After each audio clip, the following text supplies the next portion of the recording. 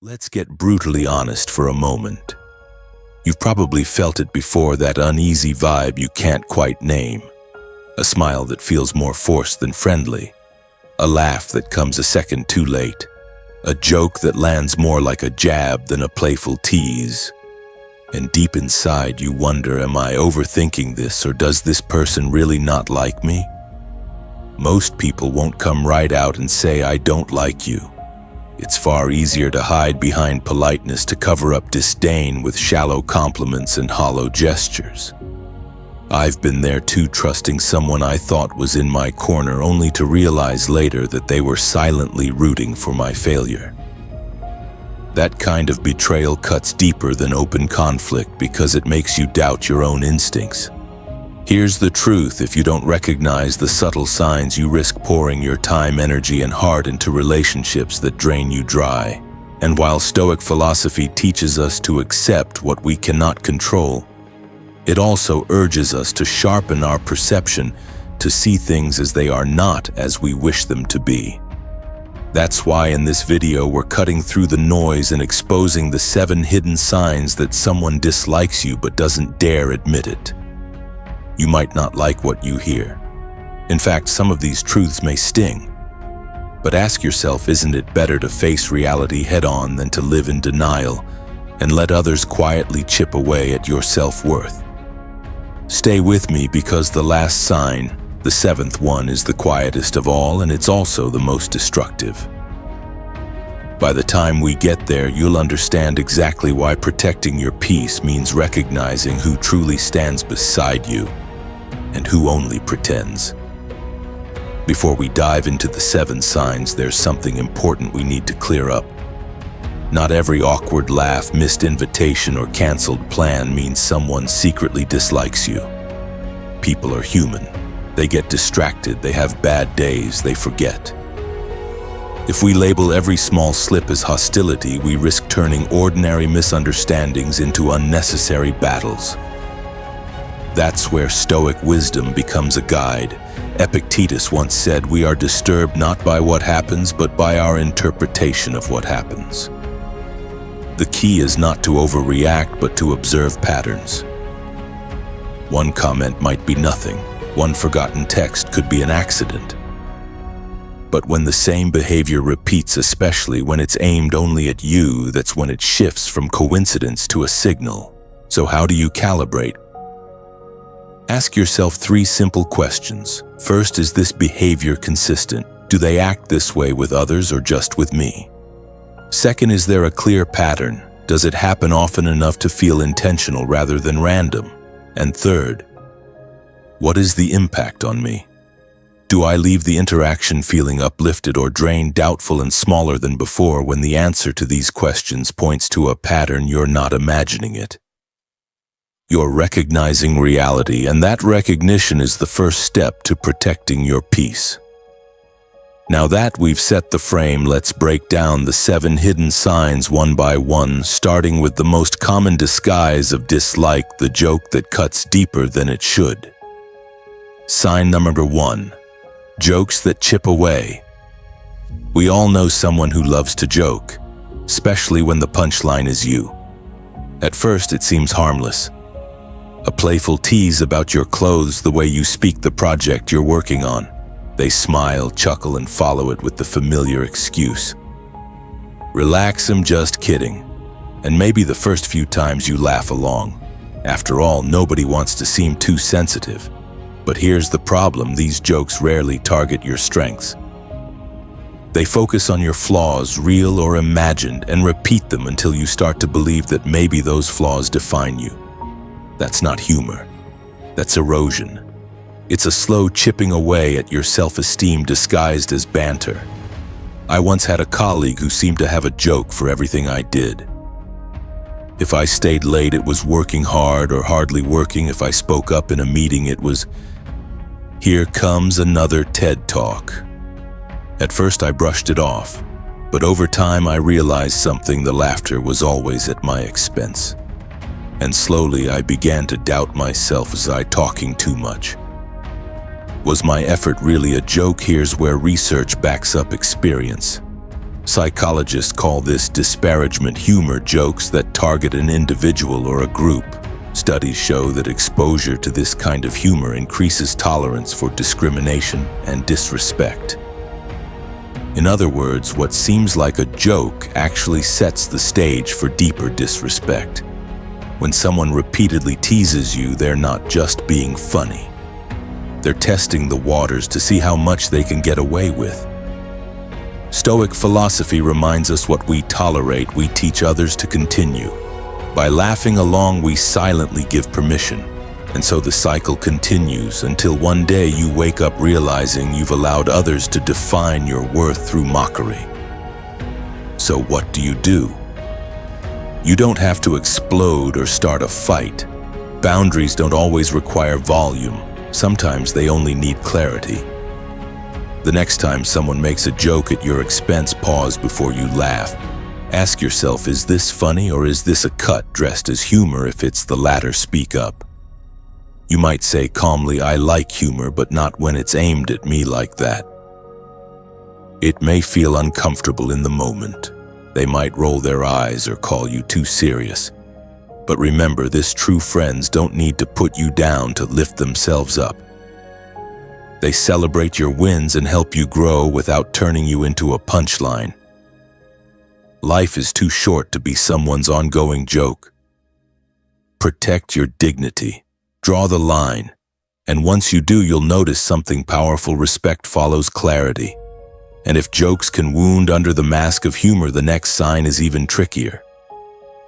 Because sometimes dislike comes wrapped in words that are supposed to make you feel good. Let's talk about compliments that sting. Sign number 2. Compliments that sting. We've all received a compliment that didn't feel like a compliment at all. On the surface, the words sound kind. Wow, this is actually pretty good for someone like you. But underneath there's a barb sharp enough to cut through your pride. Instead of feeling uplifted, you're left second-guessing yourself. What did they really mean? Am I not supposed to be capable? This is the art of the backhanded compliment. It's designed to sound positive, but its true purpose is to keep you in your place. Psychologists describe it as a way to assert superiority while disguising it as kindness.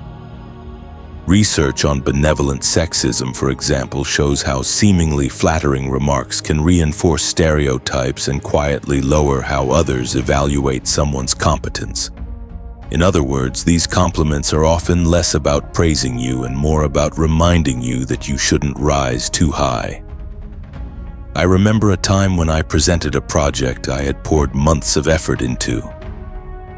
After the meeting, a colleague smiled and said, "Not bad for your first try." Everyone else moved on, but I was stuck on those last 3 words, "for your first try." It sounded supportive, but the real message was clear: don't get too confident, you're still beneath us. Backhanded compliments are insidious because they're hard to challenge. If you protest, you risk sounding defensive or ungrateful, and yet if you stay silent, you let the poison seep in. That's why the Stoic approach is so valuable here. Marcus Aurelius once wrote, "If it is not right, do not do it. If it is not true, do not say it." By that measure, backhanded compliments fail both tests. So how do you respond? The key is clarity. Don't fight sarcasm with sarcasm, and don't just swallow the sting. Instead, calmly put the burden back on them. A simple thanks, "What do you mean by that?" forces them to confront the hidden edge in their words. Often they'll backpedal or stumble, suddenly aware that their mask of kindness has slipped. And if they double down, that's your answer. People who can't genuinely celebrate you don't deserve a front row seat in your life. Compliments are meant to lift, not to cage. Remember this. Your worth isn't up for negotiation. When praise leaves you feeling smaller instead of stronger, it's not praise, it's control. Don't let anyone define your ceiling with their carefully packaged insults. And if words disguised as kindness can cut this deep, imagine what happens when actions, not words, start excluding you. That's our next sign. Sign number 3, subtle exclusion. Sometimes the loudest message is delivered in silence through the absence of an invitation. You check your phone and see photos of friends at a dinner, a party, or a weekend getaway. Everyone seems happy, everyone seems included except you. And when you bring it up later, the excuses flow. Oh, it was last minute, we thought you were busy. But deep down, you know the truth. If they wanted you there, you would have been there. This is social exclusion in one of its most subtle forms. It's not an angry confrontation, not a slammed door. It's a quiet push to the outside of the circle. And that quiet push can sting far more than open conflict. I've lived through it myself. A group I thought of as close friends went on trips, planned gatherings, even had celebrations, and I only found out when the pictures surfaced online. Each time I told myself it was just bad timing. But after the third or fourth time, the pattern was undeniable. I wasn't being forgotten. I was being phased out. Research on ostracism shows that even short-term exclusion triggers real psychological pain, sadness, anger, and a blow to our basic needs for belonging and self-worth. Our brains process social rejection similarly to physical pain. That's why a missed invitation can hurt as much as a slap. Here's where Stoicism offers perspective. You cannot force people to include you, but you can control how you respond. You can choose not to swallow excuses blindly. You can choose to confront the silence with clarity. Something as simple as saying, "Hey, I saw you all went out. Was I meant to be invited?" shifts the burden back onto them. It's not about begging for inclusion. It's about demanding honesty, and sometimes the honesty hurts. You may find out you were never really valued the way you thought. But that truth, as harsh as it is, frees you from chasing after people who don't truly want you around. Remember, true friends don't forget you. They make sure you're there even if it's inconvenient. If someone repeatedly leaves you out, they're sending a message. The question is, will you keep pretending not to hear it? Life is too short to beg for a seat at someone else's table. If they won't make room, build your own and invite the people who celebrate your presence. And if exclusion by silence feels painful, the next sign is equally revealing: when someone claims to be too busy for you, but never too busy for everyone else. Part 5. Sign number 4. Busy only with you. We've all heard it. Sorry, I'm just so busy these days. It sounds polite, reasonable, even sympathetic. After all, who isn't busy? But look closer. You notice the same person always has time for others. They meet for coffee, post photos of nights out, spend weekends with mutual friends. Yet somehow, whenever it's you reaching out, their calendar is full. That's not scheduling, that's priority. I remember reaching out to an old friend I truly valued. I suggested lunch, a quick catch-up, even just a phone call. Every time the answer was the same: "Work's crazy, maybe next week." Yet online I'd see them smiling in group photos, going to events, even traveling with others. It wasn't about time. It was about me not being on their list of priorities anymore. Research backs this up. A study on friendship formation found that it takes about 50 hours together to turn an acquaintance into a casual friend, 90 hours to become real friends, and over 200 hours to become close.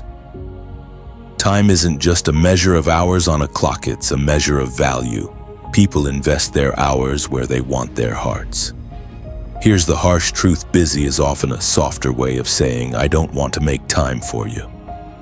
And the longer we accept that excuse, the more we let ourselves believe we're unworthy of someone's attention. But life is too short to settle for leftovers of someone's schedule. So how do you respond? First, observe the pattern. If they're consistently available for others but always busy for you, take note. Then give it a test. Extend one clear, simple invitation, something easy with a specific time. If the answer is another excuse, you have your clarity. Stoic philosophy would tell us not to beg for what is freely given. Friendship, like respect, can't be forced. What you can control is where you invest your energy. Stop chasing the person who never makes time. Redirect that energy toward relationships where you are welcomed, not sidelined. Because the truth is, people show you their priorities by how they spend their time. If someone repeatedly tells you they're too busy for you, believe them. Then free yourself from waiting around. And once you notice that someone's schedule only ever seems full when it comes to you, pay attention to what their body language says next. Because sometimes the dislike isn't hidden in excuses. It's hidden in how they recoil from even the simplest touch. Part 6. Sign, drumroll 5. Avoiding touch. Let's talk about something we rarely address openly: physical touch. I'm not talking about romance here, I mean the simple gestures of human connection. A handshake, a pat on the back, a hug when you greet someone you care about. Now imagine this: you extend your hand for a shake, but they hesitate. You go in for a casual hug, but they stiffen, leaning back. At first you wonder if it's just their personality. Some people simply aren't touchy. But then you notice around others they're warm, tactile, and comfortable. Around you it's different. That difference is the message. Research shows that touch communicates emotions more powerfully than words. A simple squeeze on the shoulder can convey gratitude, sympathy, or encouragement. Touch builds trust. When someone consistently avoids it with you but not with others, it's a subtle yet powerful sign that they don't feel comfortable or connected. I once worked with a colleague who was warm and open with everyone else. Hugs, handshakes, high fives. But with me they would step back, keep their arms crossed, or quickly pull away. At first I told myself I was imagining it, but the contrast was too obvious. It wasn't just a quirk. It was avoidance, plain and clear. Now, Stoicism teaches us not to jump to conclusions or take offense too quickly. Not every hesitation means dislike, but when the pattern is selective, when someone avoids closeness only with you, it's time to pay attention. So how do you handle it? The key is to respect boundaries while still acknowledging the truth. You might say, "I notice you're not comfortable with physical touch. I just want to be sure everything's okay between us." That simple clarity can either open a conversation or confirm your suspicions. Because here's the deeper truth: avoidance of touch is just about skin-to-skin contact. It's about distance, emotional as much as physical. When someone refuses even the smallest gestures of closeness, they're signaling that they don't want to let you in. Life is too short to force your presence on people who pull away. Notice the pattern, respect it, and then decide if the distance they're creating is a distance you're willing to live with, and if avoiding touch is their quiet way of pushing you out. The next sign is even louder, because when crisis comes, their absence speaks volumes. Sign number 6, they vanish in crisis.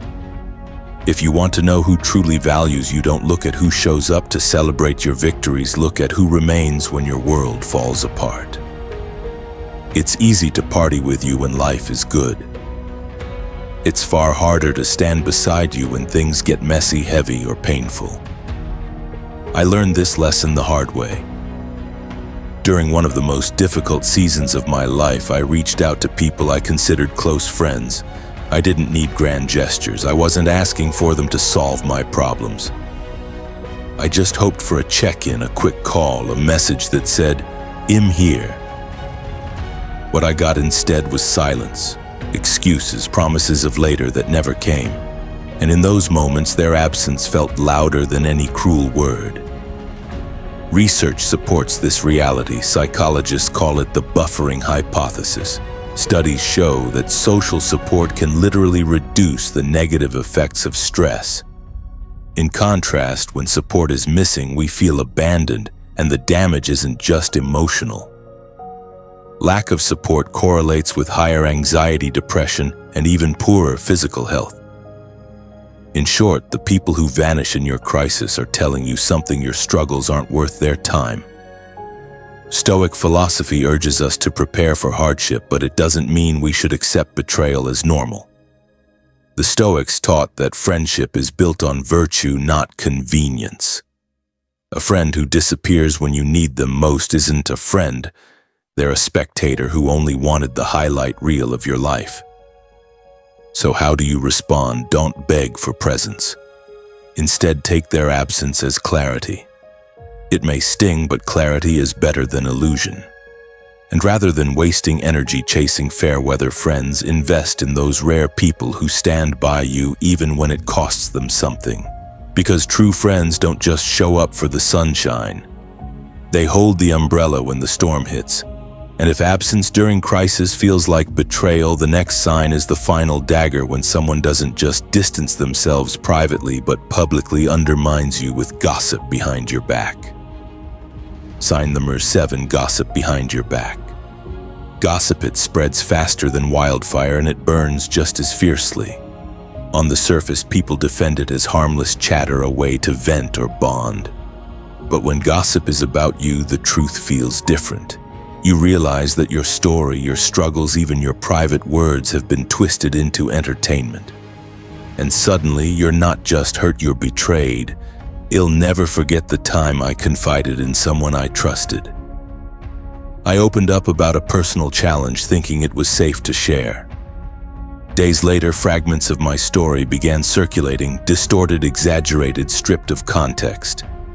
It wasn't just my privacy that was violated, it was my trust. And when I confronted the person responsible, they brushed it off. Relax, it's just talk. But it wasn't just talk. It was a knife slipped quietly into the back. Research confirms what experience already tells us. Negative gossip doesn't just damage reputations. Studies show it reduces the victim's sense of self-worth, increases feelings of exclusion, and poisons the environment around them. And let's be clear, people who gossip about others to you will gossip about you to others.